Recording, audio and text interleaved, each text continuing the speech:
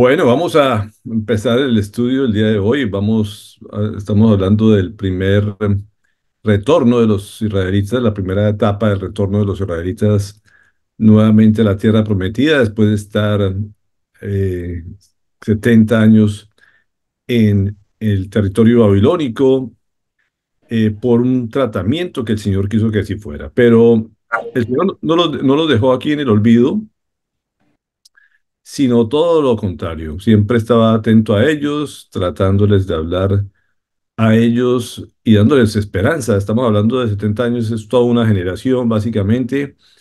Y los jóvenes, esos muchachos que se fueron, pues ya son personas mayores y de todos modos está buscando la forma de que no pierdan la esperanza de que siempre vivan conectados con lo que Dios les tiene preparado, tanto para ellos como para la humanidad. Y aquí vamos a mirar a través de los profetas que habló. Es muy significativo esta parte para que veamos todo el plan de Dios. Y en esta época del cautiverio tuvieron tres profetas muy activos: Daniel, Ageo y Zacarías. Así que vamos a estudiar lo que el Señor habló a través de estos tres hombres en diferentes momentos de la historia dentro de Babilonia. Así que empieza, se puede decir, el primer gran mensaje de Daniel. Ya hemos visto uno anterior, eh, que confirma básicamente lo que ya anteriormente o al principio había hablado. Todos recordamos la gran estatua que Nabucodonosor llegó a ver por un sueño, que Daniel le descifró eso y de alguna manera esto le sirvió para ocupar eh, posiciones de privilegio dentro del cautiverio. Así que nuevamente, básicamente, les da otro sueño donde confirma de alguna manera lo que viene de aquí en adelante. Y estamos hablando de 32 años antes de que empezara el primer retorno hacia el año 569 antes de Cristo. Y es un sueño que tiene que ver con un árbol en medio de la tierra. Vamos a mirar lo que dice Daniel 4, del 4 al 12. Dice: yo, Nabucodonosor, estaba en mi palacio, feliz y lleno de prosperidad. Esta es la situación en que él se encontraba. Cuando tuve un sueño que me infundió miedo, recostado en mi lecho, las imágenes y visiones que pasaron por mi mente me llenaron de terror. Ordené entonces que vinieran a mi presencia todos los sabios de Babilonia para que me interpretaran el sueño. Cuando llegaron los magos, hechiceros, astrólogos y adivinos, les conté mi sueño, pero no me lo pudieron interpretar. Finalmente, Daniel, que en honor a mi Dios también se llama Belsasar, se presentó ante mí y le conté mi sueño, pues en él reposa el espíritu de los santos dioses, según él. Yo le dije: Belsasar, jefe de los magos, yo sé que en ti reposa el espíritu de los santos dioses y que no hay para ti ningún misterio demasiado difícil de resolver. Te voy a contar mi sueño y quiero que me digas lo que significa. de, de- Perdón, me perdí aquí. Y esa es la tremenda visión que tuve mientras reposaba en mi lecho. Veía ante mí un árbol de altura impresionante, plantado en medio de la tierra. El árbol creció y se hizo fuerte, y su copa tocaba el cielo. Hasta podía verse desde cualquier punto de la tierra. Tenía un hermoso follaje y abundantes frutos. Todo el mundo hallaba en él su alimento. Hasta las bestias salvajes venían a refugiarse bajo su sombra, y en sus ramas anidaban las aves del cielo. Ese árbol alimentaba a todos los animales. Aquí le empieza a contar lo que es esa visión que él tenía. Pasemos al 17, versículo 18, dice: los santos mensajeros han anunciado la decisión, es decir, el veredicto, para que todos los vivientes reconozcan que el Dios Altísimo, perdón, es el soberano de todos los reinos del mundo, y que se los entrega a quien él quiere, y hasta pone sobre ellos al más humilde de los hombres. Yo, Nabucodonosor, tuve este sueño. Ahora tú, Belsasar, dime qué es lo que significa, ya que ninguno de los sabios de mi reino me lo pudo interpretar. pero tú sí puedes hacerlo, porque en ti reposa el espíritu de los santos dioses. Y aquí nuevamente pasa lo que pasó en la primera parte, donde en el anterior sueño tampoco nadie podía interpretar y de alguna manera el Nabucodonosor reconocía que había algo en especial de Daniel. Él sabía que él podía ser su último recurso, podríamos decirlo de esta manera. Es curioso que otra vez haya llamado a los anteriores, pero él reconocía que había algo superior, que él, para él era el espíritu de los santos dioses, como decía, como de todos los dioses, era el jefe supremo, podríamos decir, de todos los demás dioses. Y él le está pidiendo su interpretación a él. Aquí tenemos que entender que estaba un momento glorioso, el máximo esplendor del reinado de Nabucodonosor. Había pasado la conquista de Tiro, que era se puede decir, un parte de la joya de la corona, uno de los sitios de mayor comercio y de mayor importancia hacia el Mediterráneo. Y hacia el año 573 había tenido esa gran victoria de la conquista de Tiro. Así que podemos decir, estaba en máximo su esplendor, estaba conquistando gran parte de Egipto, ya era señor de media Asia, de parte de África. Así que él estaba, se puede decir, en reposo, disfrutando de las mieles del poder, y se sentía tranquilo cuando le llega este sueño. A esto se refiere un poco Ezequiel también, que es el otro profeta. Dice, el día primero del mes primero del año 27, el Señor me dirigió la palabra. Le dice, toma en cuenta, hijo de hombre, que el rey de Babilonia, Nabucodonosor, y su ejército llevaron a cabo una gran campaña contra Tiro. Todos ellos quedaron con la cabeza rapada y con llagas en la espalda. Pero a pesar del tremendo esfuerzo, ni él ni su ejército sacaron provecho alguno de la campaña emprendida contra Tiro. Por eso así dice el Señor Omnipotente, pondré a Egipto en manos de Nabucodonosor, rey de Babilonia, quien se apoderará de sus riquezas, sacará sus despojos y se llevará el botín que servirá de recompensa para su ejército. Al rey de Babilonia entregaré a Egipto como recompensa por lo que hizo contra Tiro, porque ellos lo hicieron por mí, lo afirma el Señor omnipotente. Entonces, como vemos, todo esto el Señor ya lo tenía calculado, esas victorias, esa majestuosidad con la que conquistaron todos los terrenos.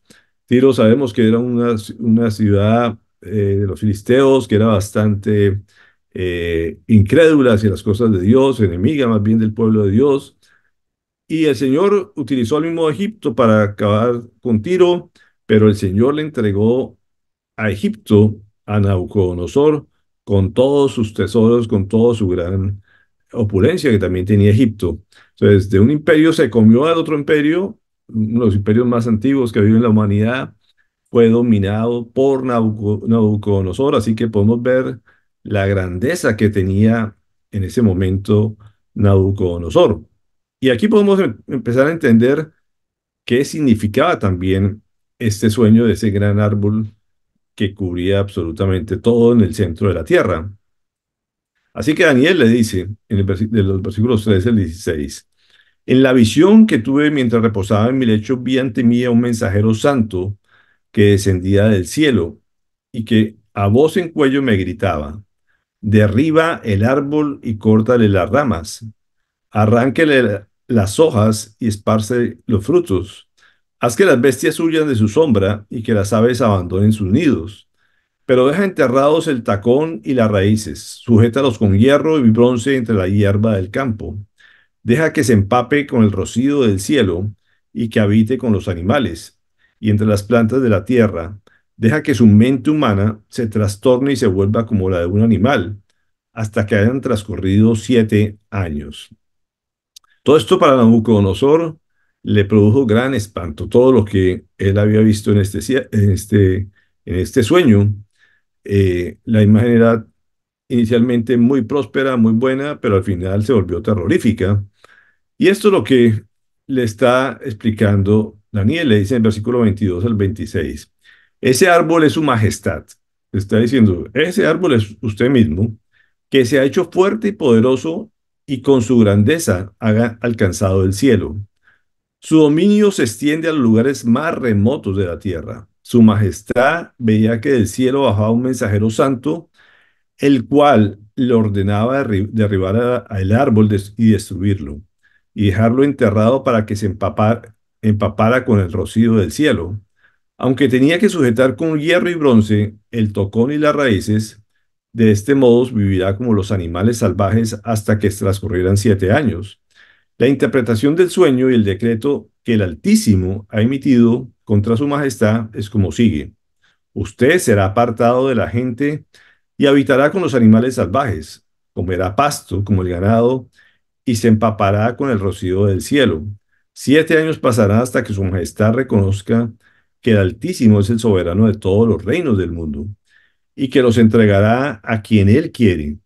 La orden de dejar el tocón y las raíces del árbol quiere decir que su majestad recibirá nuevamente el reino cuando haya reconocido que el verdadero reino es el del cielo. Y son tremendas palabras de Daniel. Y valiente Daniel. Sabemos cómo era el temperamento, la personalidad de Nabucodonosor. Y le está diciendo en su cara que todo eso, esa majestuosidad va a desaparecer, que va a quedar un vestigio de él, o sea, no le va a quitar la vida, le va a dar una segunda oportunidad. Pero todo esto lo está haciendo el Señor para demostrar verdaderamente quién tiene el control y el dominio de absolutamente todo en la tierra. No importa la autoridad que haya gobernando, esa autoridad es puesta por Dios y esa autoridad tiene que reconocer que encima de él está el Dios, el dueño de todo, y quién es el verdad y cuál es el verdadero reino que domina sobre todos los rincones de la tierra. Esto básicamente es lo que Daniel está dando a entender a Nabucodonosor. Le está diciendo, no te creas mucho, vas a ver lo que Dios va a hacer contigo precisamente por creerte, se puede decir, el dueño del mundo. Sin embargo, uno diría, pues esto debería conmover, humillar a Nabucodonosor y tomar acciones enseguida. Pero no fue así. Pasaron un año, dice 12 meses después, mientras daba un paseo por la terraza del Palacio Real de Babilonia. Nos está diciendo que pasó un año completo sin que Nabucodonosor hiciera algo al respecto. Simplemente se le olvidó el sueño, de pronto como pasó con el primero, se le olvidó Daniel, siguió en sus asuntos, construyendo sus jardines, tenía otras actividades en las cuales distraerse, pero de pronto en medio de ese paseo en la terraza exclama, me exclamó, dice, miren la gran Babilonia que he construido como capital del reino.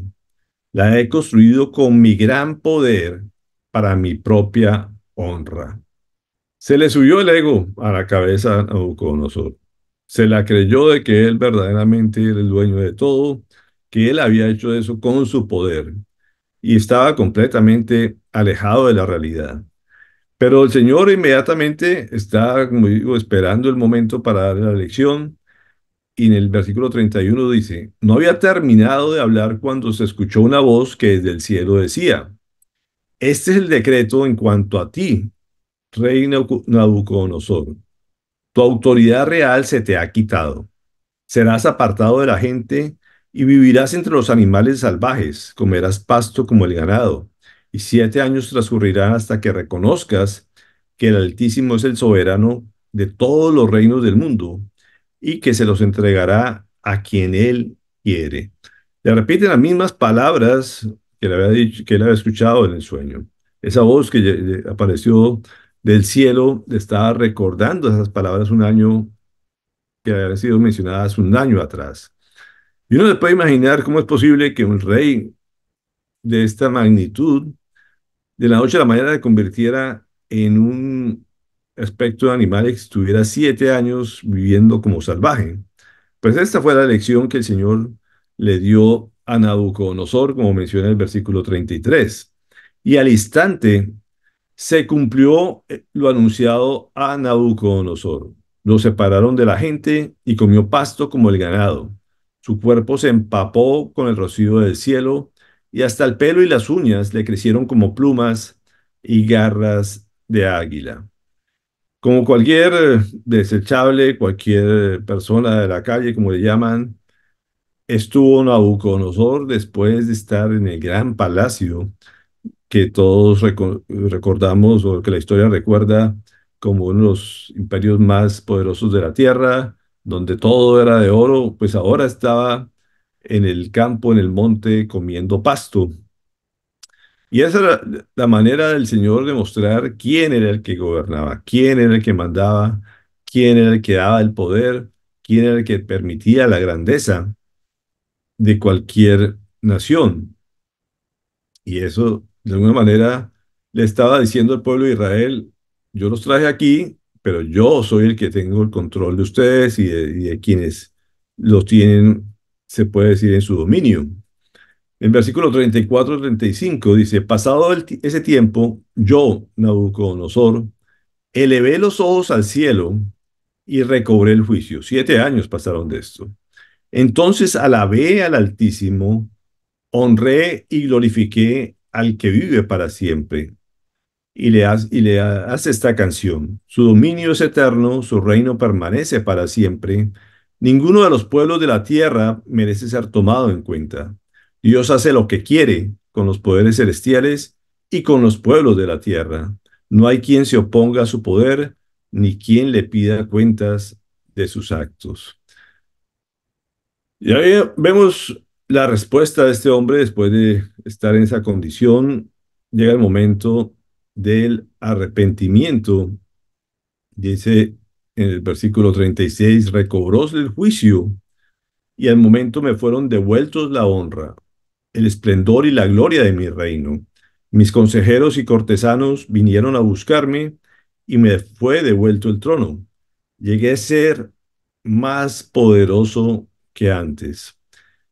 Nabucodonosor tuvo un trato muy especial de parte de Dios. Le permitió hacer muchas cosas, lo trató en forma bastante fuerte, podríamos llamarlo de esa manera, pero todo era para que él recapacitara, dejara su ego, le diera toda la gloria a Dios, como sabemos darle siempre a Él, reconociendo su grandeza, su poder. Él es el que gobierna absolutamente todo y le da poder a quien Él quiere, como Él quiere, cuando Él quiere, y se lo quita también cuando Él quiere. Y esto fue lo que le dio la lección a Nabucodonosor en estos años, como dice, recobró el juicio y permitió hacer eso. Y eso nos demuestra la oportunidad siempre de arrepentirnos. El Señor siempre da la oportunidad del arrepentimiento.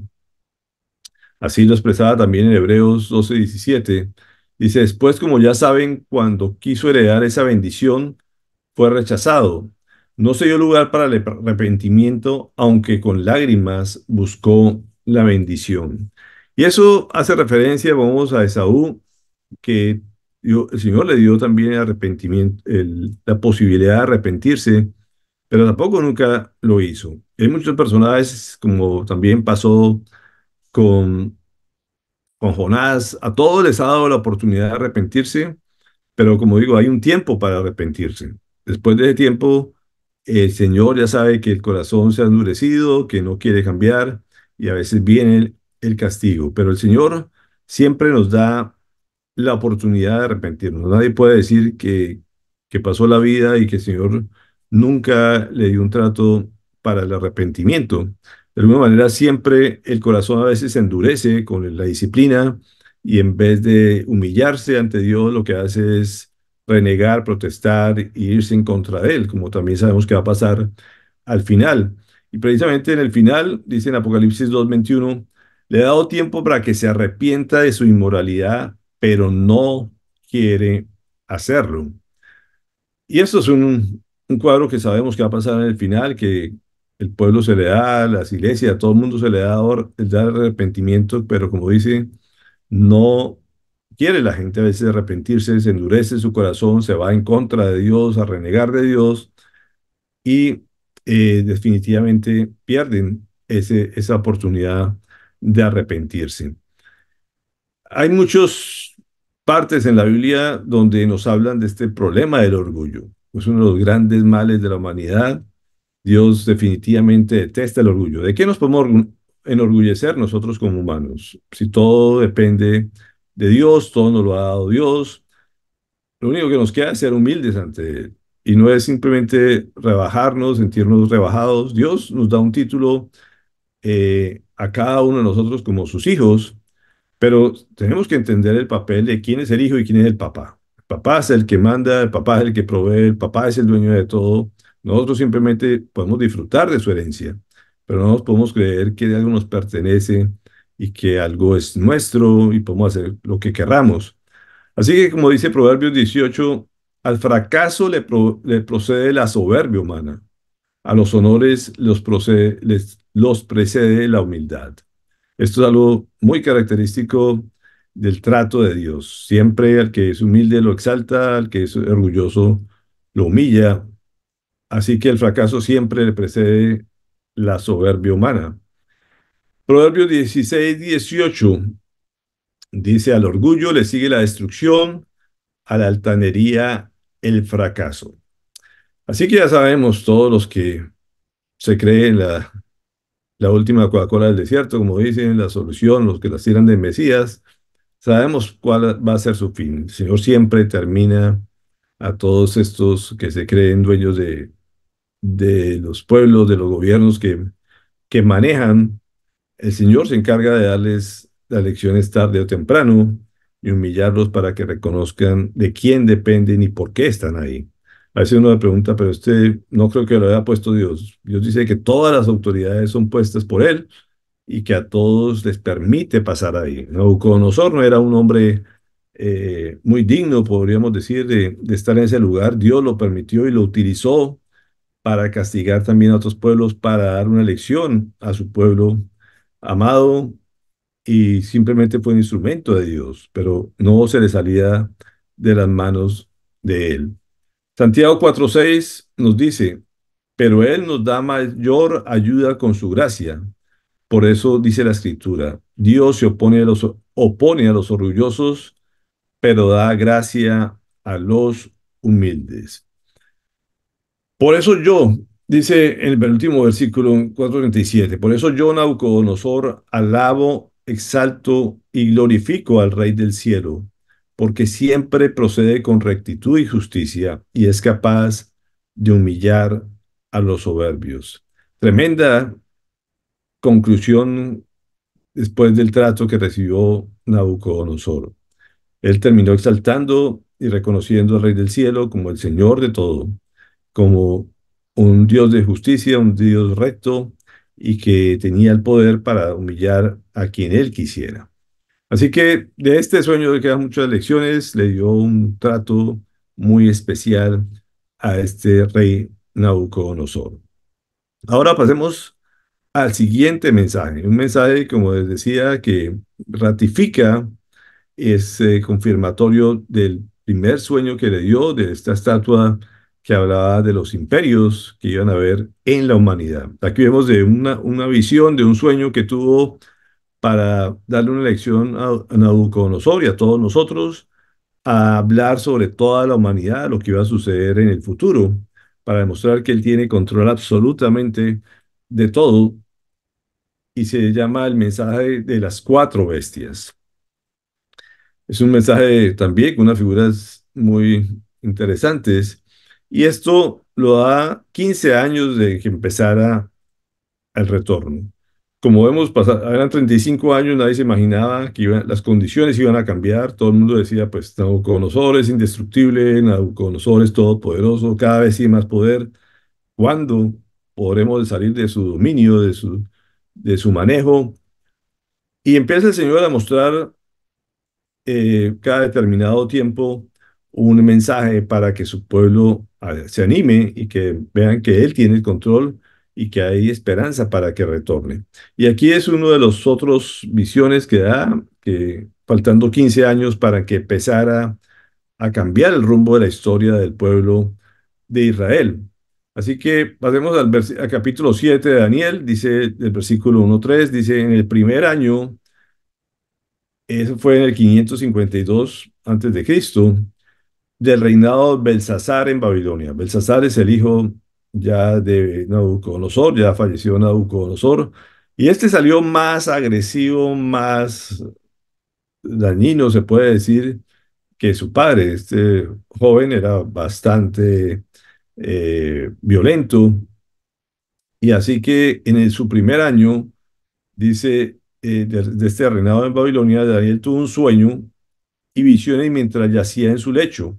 Entonces puso por escrito lo más importante de su sueño y esto es lo que escribió. Durante la noche tuve un sueño, una visión, y en ella veía al gran mar, agitado por los cuatro vientos del cielo. Y del mar salían cuatro bestias enormes, cada una diferente de la otra.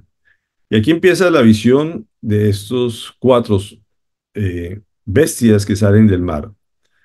Versículo 4 al 8 nos dice, la primera de ellas se parecía a un león, pero sus alas eran las de una águila. Sí, vemos un león con águilas, con alas como un águila. Y mientras yo observaba, le arrancaron las alas, la levantaron del suelo y la obligaron a pararse sobre sus patas traseras como si fuera un hombre. Y se le dio un corazón humano. La segunda bestia que vi se parecía a un oso. Se levantaba sobre uno de sus costados y entre sus fauces tenía tres costillas. A esta bestia se le dijo, levántate y come carne hasta que te hartes. Ante mis propios ojos vi aparecer otra bestia, la cual se parecía a un leopardo, aunque en el lomo tenía cuatro alas, como las de un ave. Esta bestia tenía cuatro cabezas y recibió autoridad para gobernar. Después de esto, en mis visiones nocturnas vi ante mí una cuarta bestia, la cual era extremadamente horrible y poseía una fuerza descomunal. Dice, con sus grandes colmillos de hierro aplastaba y devoraba a sus víctimas para luego pisotear los restos. Tenía 10 cuernos y no se parecía en nada a las otras bestias. Mientras me fijaba en los cuernos, vi surgir entre ellos otro cuerno más pequeño. Por causa de este fueron arrancados tres de los primeros. El cuerno pequeño parecía tener ojos humanos y una boca que profería insolencias.